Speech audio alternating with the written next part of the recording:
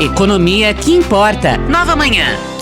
Marcela Kawauchi é economista da Lifetime Asset, está com a gente aqui todas as quintas-feiras e vem destrinchar aqui essa decisão do BC. Tudo bem, Marcela? Bom dia. Bom dia, firme e forte, Marcela Kawauchi.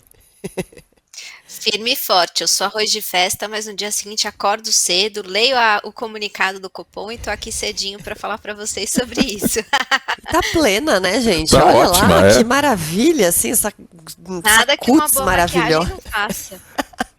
Ô Marcela, a gente estava comentando aqui que estava, usando aí um jargão do mercado, precificado esse aumento na taxa básica de juros. Mas 1% foi um pouquinho acima do que a maioria esperava. E por que se deu isso, Marcela? Pois é, isso mesmo. Bom, vale lembrar como é que a gente chegou aqui, né? O que a gente teve ao longo desses últimos 2 meses? Alguns avanços, algumas evoluções nas variáveis que fizeram com que o Banco Central precisasse tomar essa decisão. A gente teve surpresas em relação à inflação, a inflação brasileira está acima do teto da meta, a gente tem uma expectativa de inflação que se mantenha nesse nível bastante alto para 2025, e a gente teve também esse avanço super importante do dólar, que passou dos R$ 6. Então, a gente tem aqui uma composição muito ruim em relação ao que vai ser a inflação para o ano que vem. E aí o Banco Central tem como mandato, ele tem como obrigação cuidar da estabilidade monetária, ou seja, ele precisa cuidar para que a inflação fique baixa o suficiente. E ele faz isso.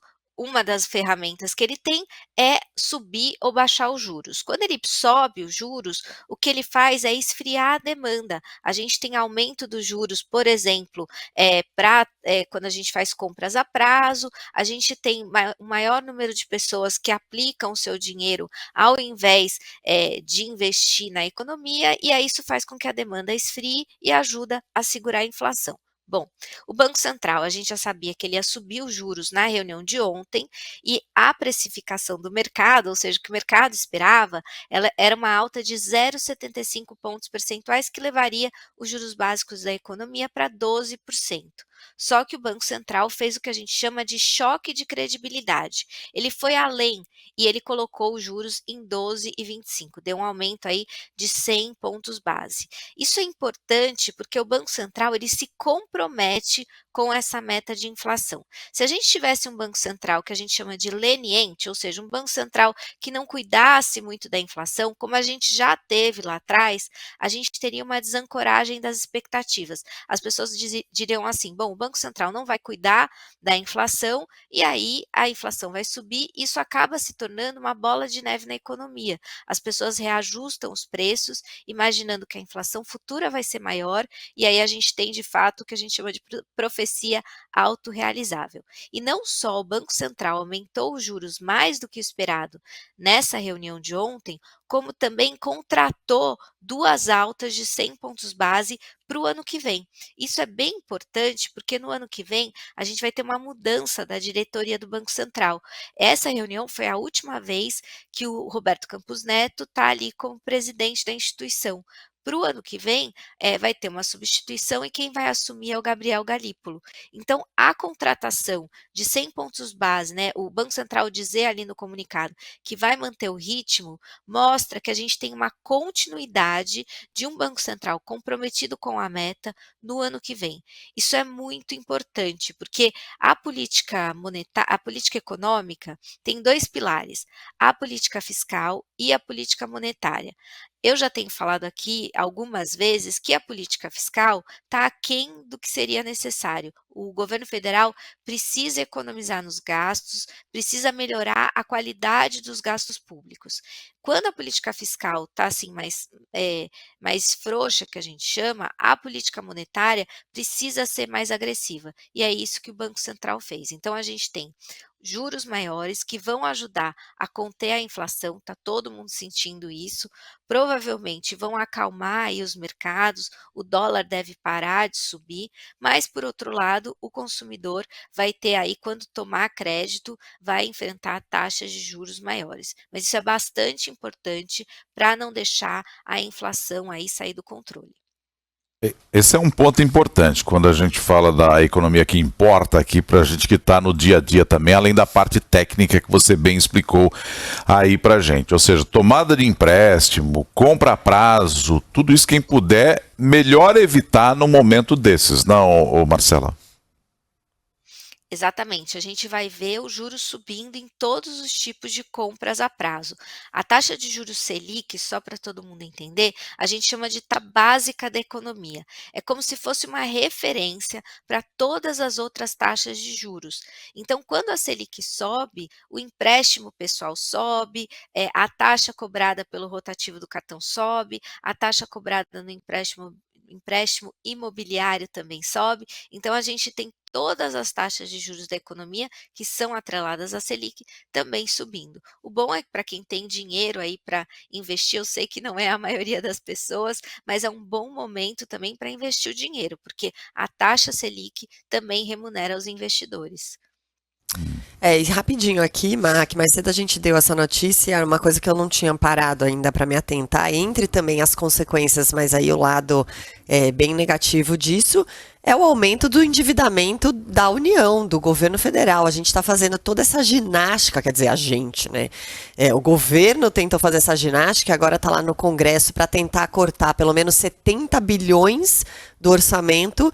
E aí tem aqui um número, uma estimativa que esse aumento de 1 ponto percentual nos juros durante 12 meses aumenta a dívida brasileira em 50 bilhões de reais. Ou seja, é quase jogar todo o esforço também. Dá o que 2/3, talvez, mais do pacote, né? É por isso que se fala tanto na necessidade de um pacote mais robusto aí para cortar gastos, né, Marcela? Pois é, vê que a gente entra num loop negativo. Quando o governo não corta os gastos, não faz o ajuste fiscal da forma como ele deveria, ou seja, não discute melhorar os gastos públicos, o que a gente tem é uma alta da inflação, principalmente vinda por conta do aumento do dólar. A gente viu o dólar chegar a R$ 6, quando a gente, depois do pacote, né, do pacote aquém do necessário, isso gera inflação, piora as expectativas e aí o Banco Central precisa subir os juros. Só que esses juros maiores acabam também pesando sobre as contas públicas, porque quando o governo gasta mais do que pode, ele acaba se endividando. E a remuneração da dívida do governo é justamente a taxa Selic.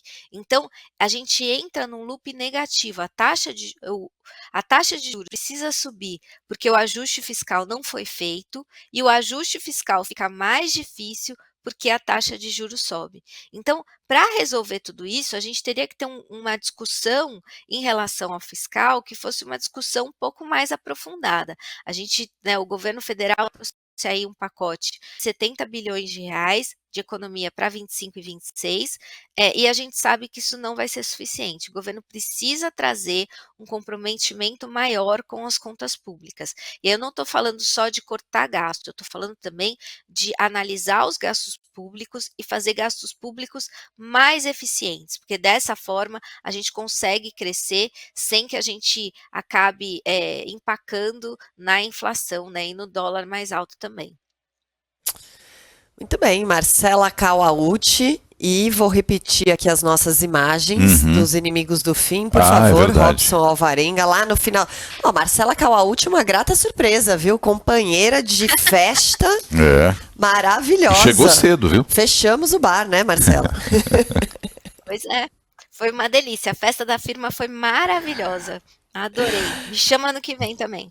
Certamente. Fechada. Obrigada, Marcela. Até semana que vem. Obrigada, gente. Bom dia para todo mundo. Beijo. Bom dia. Deixa eu contar um bastidor rapidinho aqui. A Marcela estava lá, né, com os colunistas, assim. Aí, esse aqui é o colunista de viagem, todo mundo se conhecendo pessoalmente, né? Porque muitos dos colunistas não se conheciam pessoalmente. Esse aqui é colunista de comunicação. A Marcela falou assim, tô achando todas as colunas mais legais que a minha. Não, calma, Marcela, que essa coluna é muito importante também. Principalmente pós-reunião do Copom. Opa! 6h43.